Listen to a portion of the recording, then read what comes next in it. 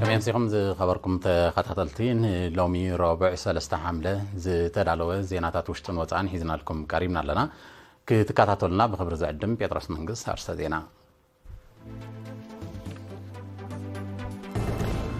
أمباسادر عالم صحية ورقة سرحون بريزيدنت مالديفز أركيبون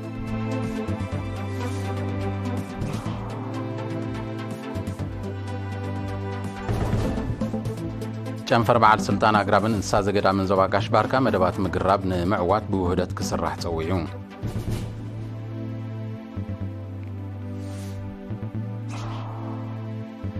ቢንያም ግርማይ ሎሚ ኣብ ሓምሻይ መድረኽ ቱር ዲ ፍራንስ ወናኒ ቀጠልያ ማልያ ብምዃን ተወሳኺ ታሪኽ ሰሪሑ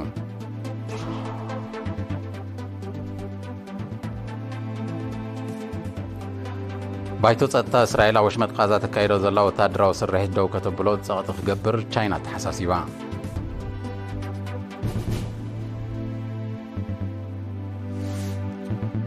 ኣሜሪካ ንዩክሬን 2.3 ቢልዮን ዶላር ዝግመት ተወሳኺ ወታደራዊ ደገፍ ከም ትገብር ኣፍሊጣ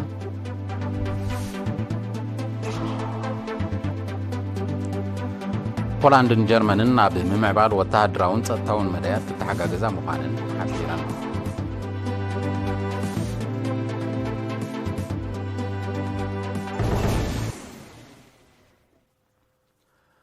أمباسادر إيرترا أب هندية أطولم صحيح كم تنقص أمباسادر أب ريبابليك مالديفز بحادة حملة ورقة سرحون بريزيدنت محمد مويوزو أركيبون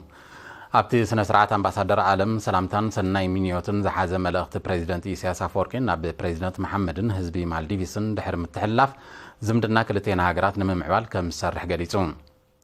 بريزيدنت محمد بوغونو إيرتران مالديفزن وقعوا دبلوماسيا وزمدنا نممسرات أب 2021 وعل كاب زفرما زمسجن زمدنا كم زلون بمجلس ن بريزيدنت إيسياسن هزبي إيرتران سنة مينيتون أمباسادر عالم دما تصبق نايسرح جزء تمني لهم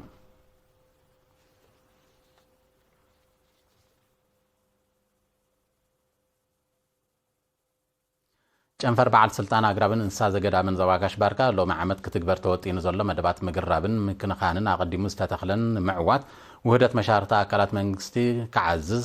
ብ28 ሰነ ብባሮንቱ ኣብ ዝተኻየደ ኣኺባ ጻውዒት ኣቕሪቡ ወኪል ናይቲ ጨንፈር አቶ ተኸስተ ክፍለ ማርያም ንዝካየ ዘሎ ቅድመ ምድላዋት ኣመልኪቱ ኣብ ዝሃቡ ሓበሬታ ሎማ ዓመት ዝትከል ኣስታት 850,000 ፈልስታት 36 ዓይነታት ኣግራብ ተዳልዩኩም ዘሎ ካብዚ ድማ እቲ ኣስታት 78 ሚታዊት መበቀለዋ ኣግራብ ከም ዝኾነ ረዲዩ መደባት ምግራብ ንምዕዋት ኣብቲ ዞባ ዝርከባ መደበራት ፈልሲን ዝገብሮ ዘሎ ኣበርክቶ ዝመጎሰ ኣቶ ተኸስተ ኩለን ኣካላት መንግስቲ ብሓፈሻ ሕብረተሰብ ድማ ብፍላይ ከባቢኡ ናይ ምግራብን መተካእታ ዝተቆርጹ ናይ ምትካልን ልምዲ ከማዕብል ኣዘኻኺሩ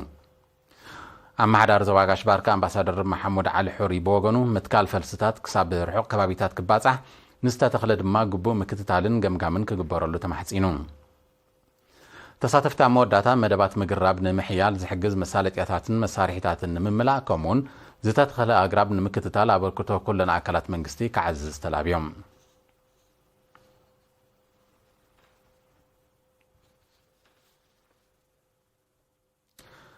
ኣብ ኑዞባ መንደፈራ ባህላውን ስፖርታውን ንጥፈታት ብምግምጋም ንምሕያሉ ንምስራሕ ዝዓለመ ዘተ ተኻይዱ ወኪል ኤሪና የዕብዮ ባህታ ንዘዳለው ትሕዝቶ ያዕቆብ ገብረትንሳኤ ቤት ጽሕፈት ትምህርቲ ኣብ ኑዞባ መንደፈራ ሓያል ውዳበ ስፖርትን ባህልን ንውሕስ ውጽኢት ብዝብል ቴማ ስፖርታውን ባህላውን ንጥፈታት ንምሕያል ዝዓለመ ዘተ ወዲቡ ኣብ ትርክብ ኣብ ዓመተ ትምህርቲ 2023-2024 ብደረጃ ኣብያተ ትምህርቲ ዝተኻየደ ስፖርታውን ባህላውን ንጥፈታት ዝነበሮ ብልጫታትን ድኸማትን ብዕምቆት ክግምገም ከሎ ኣብ መጻኢ ክትግበሩ ብዛዕባ ዘለዎ መደባት ስፖርትን ባህልን ተዘትዩ ሓላፊ ኣሃዱ ስፖርት ባህልን ጥዕናን መምህር ተኸስተ ተኽለ ኣብ ዘቕርቦ ጸብጻብ ብደረጃ ኣብያተ ትምህርቲ ዝካየድ መደባት ስፖርትን ባህልን ብዝተፈላለየ ምኽንያታት ከምቲ ዝድለ ከም ዘይሰጎመ ብምጥቃስ ኣብ መጻኢ ኣብያተ ትምህርቲ ጸጋታትን መዝሚዘን ብቑዓት ተወዳደርቲ ስፖርታውያንን ስነ ጥበባውያንን ንምፍራይ ክጽዕራ ጸዊዑ ሓላፊት ቤት ጽሕፈት ትምህርቲ ኣብቲ ዞባ መምህር ብላለ ኣርኣያ በወገና ስፖርታውን ባህላውን ንጥፈታት ኣካል መስርሕ መምሃርን ምስትምሃርን ስለ ዝኾነ ኩላን ኣብያተ ትምህርቲ ክደፍኣሉ ብምዝኽኻር ኣብያተ ትምህርቲ ንዘለዎን ትሕተ ቅርጽን ካልእ ጸጋታትን ብግቡእ ክጥቀማሉ ተማሕጺኖም ኣብያተ ትምህርቲ ምንጭ ተካእቲ ስነ ጥበባውያንን ስፖርታውያንን ከም ዝኾና ዝሓበረ ኣማሕዳርን ዞባ መንደፈራ ኣቶ ህዝቅያስ ውህበት ድማ መምህራን ምስ ዝተፈላለዩ ኣካላት መንግስቲ ተዋሂዶም ክሰርሑ ኣተሓሳሲቡ ኣብ ንኡዞባ መንደፈራ ካብ ቅድመ ትምህርቲ ክሳብ ካልኣይ ደረጃ ዝተዘርግሐ 24 ኣብያተ ትምህርቲ ኣለዋም ኣብ ውሽጣ ሃገርን ወፃእን ዝነብሩ ዜጋታት ስድራ ስዋዕት ንምንባይን ማዕከን ሕድሪ ሰማዕታት ንምስሳንን ልዕሊ 332,000 ናቕፋ ኣስታት $11,840 350 ዩሮን ከም ዘበርከቱ ሚኒስትሪ ዕዮን ማሕበራዊ ድሕነትን ኣፍሊጡ እቲ ሚኒስትሪ ናብ ኤሪና ብዝለኣኾ ሓበሬታ ነባሪት ሕቡራት መንግስታት ኣሜሪካ ወይዘሮ ብረኽቲ ተኽለ ሚካኤል ገብሪ ህይወት $6,120 ኣሜሪካ ማሕበረሰብ ኤርትራውያን ካንቶን በርን ስዊዘርላንድ $127,429 ናቕፋ ሃገራዊ ኮንፌደሬሽን ሰራሕተኛታት ኤርትራ 96,000 ናቕፋ ከምኡውን ተማሃሮን መምህራንን ቤት ትምህርቲ ካልኣይ ደረጃ ሓላይ 25,068 ናቕፋ ንመናበይ ስድራ ስዋዕት ከም ዘወፈየ ገሊጹ ብተመሳሳሊ መምህራን ቤት ትምህርቲ ዋርሳ ይካሎ 27,750 ናቕፋ ማሕበር ምትሕግጋዝ ሰራሕተኛታት ኩባንያ ብድሆ ሓፈሻዊ ህንፀት ነበር 12,648 ናቕፋ ስድራ ቤት ነፍስሄር ነጋ በላይ 12,000 ናቕፋ ኣቶ ተስፋ ኣለም ገብራይ ገብረ መስቀል 11,177 ናቕፋ ነበርቲ ሽወደን ኣቶ ቀለታ ክብረአብን ወይዘሮ ምልእተ ኪዳንን $720 ኣሜሪካ ተቐማጢት ፍራንክፈርት ጀርመን ወይዘሮ ሊያ ምስግና ተስፋ ጋብር ድማ 350 ዩሮ ንምንባይ ስድራ ስዋዕት ኣበርኪቶም እዚ ከምዚል እንከሎ ነበርቲ ሲሲናቲ ሕቡራት መንግስታት ኣሜሪካ ከም መቐፀልታ ናይቲ ካብ 2007 ዓመታዊ ክገብሮ ዝጸንሑ ወፍያታት ብመንገዲ ሕድሪ ሰማዕታት ዝፍለጥ ማሕበሮም ኣቢሎም $5,000 ኣሜሪካ ከምኡውን ነባሪት ቴክሳስ ሕቡራት መንግስታት ኣሜሪካ 20,000 ናቕፋ ንመሰሰኒ ማዕከን ሕድሪ ሰማዕታት ልኢኾም ኣብ ዞባ ማእከል ዞባ 4 ኣስመራ ን3 ዋርሕ ብሞያታት ቴክኖሎጂ ኮምፒዩተር ኣውቶሜካኒክስ ምሕደራ ግራፊክስን ኣርትዖት ተንቀሳቐሲ ስእልን ስነ ሕሳብ ከምኡውን ምቕራጽ ተንቀሳቐስን ደረቕን ካሜራ ዝሰልጠኑ 116 መንእሰያት ተመሪቖም እቲ ምስ ሙያዊ መሰልጠኒ ማእከላት ብምርዳእ ብፍርቂ ዋጋ ዝተዋህበ ስልጠና እቶም መንእሰያት ሙያ ሰኒቖም ነፍሶም ዝኽእልሉ ባይታ ንምፍጣር ዝዓለመ እዩ ሓላፊ ሃማመተ ዞባ ማእከል ኣቶ ሳምሶም ክፍለ ኣብ ዘስምዑ ቃል ሰልጠንቲ ብዝረኽቦ ዕድል ንዝቐሰምዎ ፍልጠት ኣብ ምምዕባል ነፍሶምን ምልዋጥ ከባቢኦምን ብግብሪ ክሰርሑ ተላብዩ ኣብቲ ኣጋጣሚ ካብ ወርሒ ሚያዝያ 2024 ኣትሒዙ ክካየድ ዝጸንሐ ባህላውን ስፖርታውን ቅነ ውዳቤታቶም ክዓዝዝ እንከሎ ኣብ ኣካዴምያዊ ትምህርቲ 2023-24 ዝለዓለ ነጥቢ ዘመዝገቡ 21 ተማሃሮ ተሸሊሞም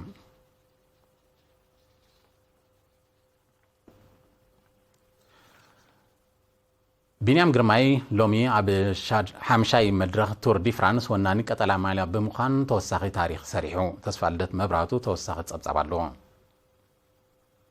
ኤርትራዊ ተቀዳዳማይ ቤልጂማዊት ክለብ ኢንተርማርሼ ዋንቲ ቢንያም ግርማይ ሎሚ ኣብ ዝተኻየደ ሓምሻይ መድረኽ መበል 111 ቱር ዲ ፍራንስ ወናኒ ቀጠልያ ማልያ ብምዃን ተወሳኺ ታሪክ ሰሪሑ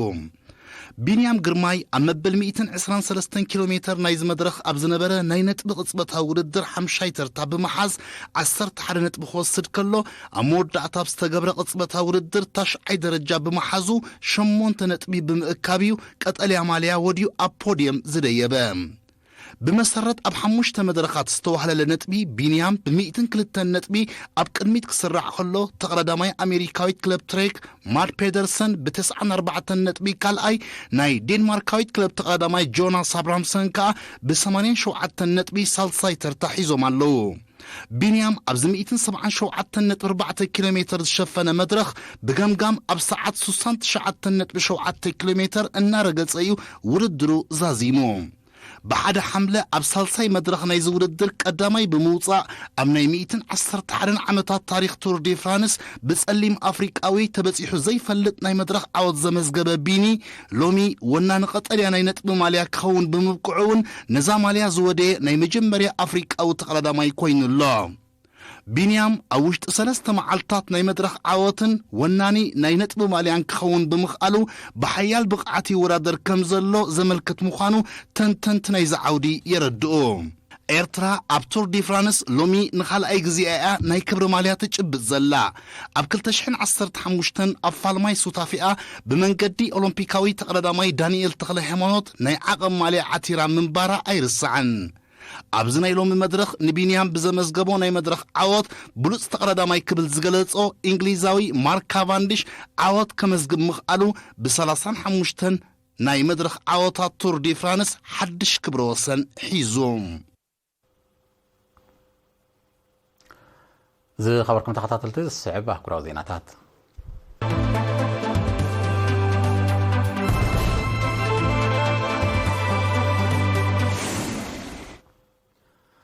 بايتو ጸጥታ ሕብራት ሃገራት እስራኤል ኣብ ወሽመጥ ጋዛ ተካይዶ ዘላ ወታደራዊ ስርሒት ደው ከተብሎ ጸቕጢ ክገብር ህዝባዊት ሪፓብሊክ ቻይና ደጊማ ተሓሳሲባ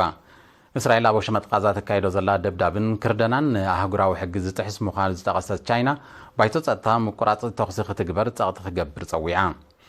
ኣብ ወሽመጥ ጋዛ ኪኖቲ ብደብዳብ ዝጠፍእ ዘሎ ህይወት ብሕፅረት መሰረታዊ ጠለባት ህይወት ተኸሲቱ ዘሎ ቅልውላው ዝዓበየ ሰብኣዊ ክሳራ ከውርድ ከም ዝኽእል እያ ቻይና ጠንቂቓ እስራኤል ኣብቲ ወሽመጥ ሰብኣዊ ረድኤት ከይኣቱ ምኽልካላ ዝበዝሑ ነበርቲ ንጥሜት ተቓሊዖም ከም ዘለዉ እዮም ጸብጻባት ዝጠቕሱ ባይቶ ጸጥታ ኣብቲ ወሽመጥ ምቁራጽ ተኽሲ ክግበር ኣቐዲሙ ዘሕለፈ ውሳነ ብዘይምትግባሩ እስራኤል ተካይዶ ዘላ ደብዳብ ብሰፍሐ መልክዑ ይቕጽል ከም ዘሎ ይጥቀስ በቲ ካብ ወርሒ ጥቅምቲ 2023 ዝቕጽል ዘሎ ወታደራዊ ስርሒት ኣስታ 38,000 ፍልስጤማውያን ከም ተቐትሉ ጸብጻባት ውድብ ሕብራት ሃገራት ይሕብሩ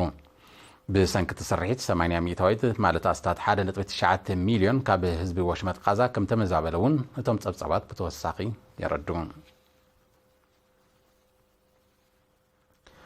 ኣሜሪካ ንዩክሬን 2.3 ቢልዮን ዶላር ዝግመት ተወሳኺ ወታደራዊ ደገፍ ከም ትገብር ጸሓፊ ምክልኻል ሃገር ሎይድ ኦስቲን ኣፍሊጡ ሚኒስተር ኦስቲን ነዚ ዝሓበረ ብክልተ ሓምለ ንዩክሬናዊ መዘኑ ሩስቶም ዑመሮቭ ኣብ ቤት ጽሕፈት ፔንታጎን ተቐቢሉ ኣብ ዘዘራረበሉ ኣጋጣሚ እዩ እዚ ሓድሽ ደገፍ ከቢድ ብረት ሮኬታት ጸረ ታንኪ ከምኡን ጸረ ሰብ ኣልቦ ነፈርቲ ከም ዘጠቓልል ተገሊጹ እቲ መደብ ኣብ ቀረባ መጻኢ ከም ዝትግበር ጸሓፊ ምክልኻል ሎይድ ኦስቲን ሓቢሩሎ ንዩክሬን ልዕሊ 100 ቢልዮን ዶላር ዝዋጉ ወታደራዊ ደገፍ ገይራ ዘላ ኣሜሪካ ምስታ ኤውሮጳዊት ሃገር ናይ ነዊሕ ዓመታት ጸጥታዊ ውዕል ከም ተፈራረመት እውን ጸብጻባት የረዱ ወታደራዊ ደገፍ ኣሜሪካ ንሩስያ ንምድኻም ቀዳማይ ዕላምኡ እኳ እንተኾነ ገዚፍ ባህርያዊ ሃብቲ ዩክሬን ምግባት ተወሳኺ ድርኺት ምዃኑ ምስቲ ጉዳይ ቅርበት ዘሎም ወገናት ይጠቕሱ ፖሊስታት ሃገራት ምዕራብ ኣብ ጉዳይ ዩክሬን ከም ዝፈሸለ ሓያሎ ወገናት ክሕብሩ ጸኒሖም ኣለዉ ፖላንድን ጀርመንን ኣብ ምምዕባል ወታደራውን ጸጥታውን መዳያት ክትሓጋገዛ ምዃነን ሓቢረን እዚ ዝተገልጸ ብክልተን ሰለስተን ሓምለ ኣብ ፖላንድ ዑደት ዝፈጸመ ቀዳማይ ሚኒስተር ጀርመን ኦላፍ ሹልዝ ምስ ቀዳማይ ሚኒስተር ዶናልድ ታስክ ኣብ ዘካየዶ ርክብ እዩ ቀዳማይ ሚኒስተር ሹልዝ ሃገሩ ጸጥታ ምብራቃዊ ዶባት ፖላንድ ኣብ ምውሓስ ከም እተሓባበር ኣረጋጊጹ ብዘይካዚ ክልቴን ሃገራት ጸጥታ ክላ ኣየር ምብራቅ ኤውሮጳ ንምውሓስ ምትሕጋዘን ከም ዝሓይላ ኣብቲ ርክብ ኣፍሊጠን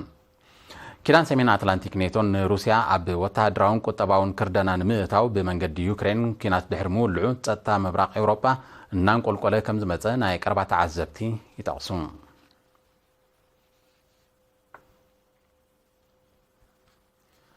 ኣብ መንጎ ጎረባብቲ ሃገራት ፓኪስታንን ኣፍጋኒስታንን ዝጸንሐ ምትፍናን መሊሱ ክዓርግ ከም ዝኽእል ይግለጽ ኣሎ እዚ ዝተሓበረ ፓኪስታን ኣንጻር ሽበራውያን ኣብ ኣፍጋኒስታን እተካየደ ወታደራዊ ስርሒት ከም ትቕጽሎ ድሕሪ ምግላጻ እዩ መንግስቲ ፓኪስታን ካብ ኣፍጋኒስታን ሰሊኾም ዝኣቱ ሽበራውያን ኣብ መሬቱ መጥቃዕትታት ከም ዝፍጽሙ ብምሕባር ደው ክሳብ ዘይበለ ወታደራዊ ስርሒታት ከም ዝቕጽሎ ኣነጺሩ ጣሊባን ኣብ ግዛኣቱ ንዝካየድ ስርሒት ቀጥታዊ መልሰ ግብሪ ከም ዝህበሉ ይገልጽ ብምህላው ምትፍናን ክልቲኦም ወገናት ካልእ ኣንፈት ክሕዝ ከም ዝኽእል ይእመት ኣብ ዝሓለፈ ወርሒ መጋቢት ኣብ መንጎ ሰራዊት ክልቲአን ሃገራት ምልዋጥ ተኹሲ ተኻይዱ ምንባሩ ዝዝከር እዩ ጎረባብቲ ሃገራት ኣፍጋኒስታንን ፓኪስታንን ኣብ ዶባተን ብዝካየድ ተደጋጋሚ ሽበራዊ መጥቃዕትታት ክካሰሳ ከም ዝጸንሓ ጸብጻባት የረዱ ካብ 2001 ክሳብ 2021 ኣብ ኣፍጋኒስታን ዝተኻየደ ወራር ኣሜሪካ ኣብቲ ከባቢ ሽበራውያን ብብዝሒ ክንቀሳቐሱ ምቹእ ባይታ ከም ዝፈጠረ ናይ ቀረባ ተዓዘብቲ ይጠቕሱ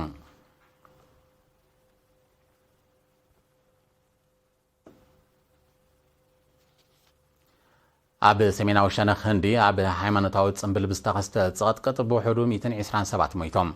በቲ ሓደጋ ሩስያ ዝርከቦም ብዙሓት ቆሲሎም ብምህላዎም ቁፅሪ ምዉታት ክዛይድ ከም ዝኽእል ግምታት ኣሎ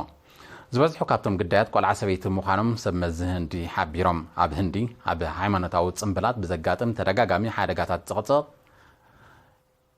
ህይወት ብዙሓት ሰባት ከም ዝጠፍእ ጸብጻባት ይሕብሩ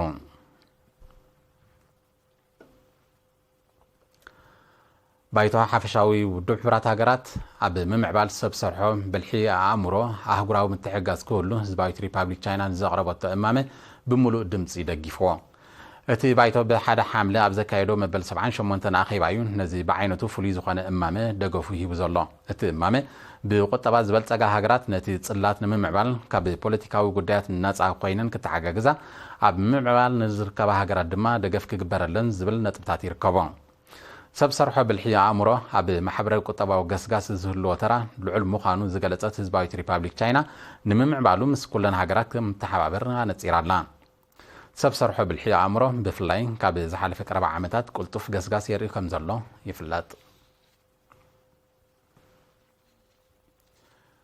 ግብፂ ኣብ ዝሓለፈ 6 ዋርሕ ካብ ጽላት ቱሪዝም 6.6 ቢልዮን ዶላር ኣታዊ ከም ዝረኸበት ኣፍሊጣ እቲ ኣሃዝ ኣብ ተመሳሳሊ ዋርሕ ናይ ዝሓለፈ ዓመት 6.3 ቢልዮን ዶላር ምንባሩ ዝጠቐሱ ጸብጻባት ወታዊ ገስጋስ ከም ዘርአየ ሓቢሮም ብመሰረቶም ጸብጻባት ካብ ወርሒ ጥሪ ክሳብ ወርሒ ሰነ ልዕሊ 7 ሚልዮን በጻሕቲ ናብ ግብፂ ከም ዝኣተው ተፈሊጡ ኣብ 2023 ኣስታት 15 ሚልዮን በጻሕቲ ዘእንገደት ግብፂ ኣብ 2030 ነቲ ኣሃዝ ናብ 30 ሚልዮን ክብ ከተብሎ ትጽዕር ከም ዘላ እዩ ዝግለጽ ልዕሊ 12 ሚእታዊት ካብ ጃምላ ሃገራዊ እቶት ግብፂ ዝሽፍን ጽላት ቱሪዝም ንልዕሊ 3 ሚልዮን ሰባት ዕድል ስራሕ ከም ዝፈጥር ይጥቀስ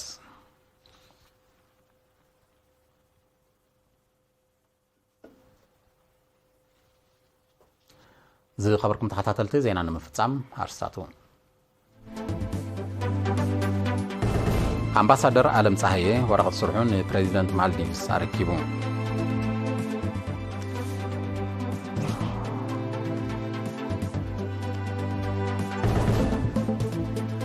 ጨንፈር በዓል ስልጣን ኣግራብን እንስሳ ዘገዳምን ዞባ ጋሽ ባርካ መደባት ምግራብ ንምዕዋት ብውህደት ክስራሕ ፀዊዑ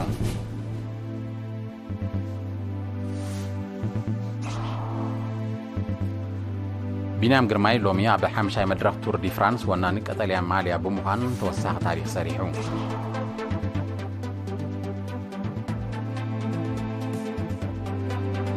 ባይቶ ጸጥታ እስራኤል ኣብ ወሽመጥ ቃዛ ተካይዶ ዘላ ወተሃደራዊ ስርሒት ደው ከተብሎ ጸቕጢ ክገብር ቻይና ኣተሓሳሲባ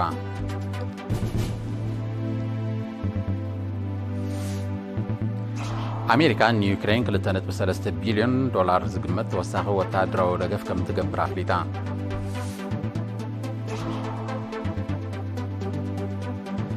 ፖላንድን ጀርመንን ኣብ ምምዕባል ወተሃደራውን ጸጥታውን መድያት ክትሓጋገዛ ምዃነን ሓቢረን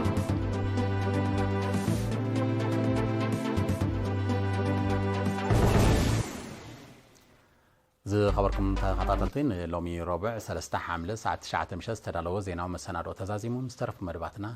ሰላም